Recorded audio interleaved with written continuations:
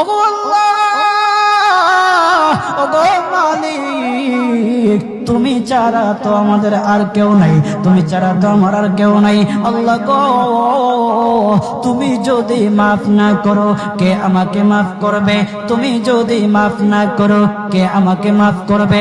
তুমি যদি আমাকে মাফ করো তাহলে তোমার কোনো দিকে কমবে না, তুমি যদি আমাকে মাফ না করো তোমার কোনো দিকে বাড়বে না।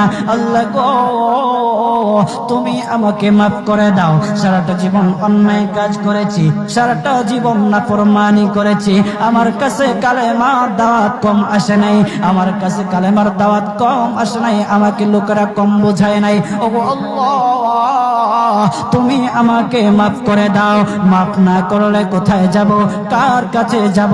বাবা যখন মারে তখন মার কাছে আশ্রয় নেওয়া যায়, মা যখন প্রহার করে তখন বাবার কাছে আশ্রয় নেওয়া যায়, বাবা মা যখন প্রহার করে তখন দুনিয়ার কারো না কারো কাছে আশ্রয় নেওয়া যায়।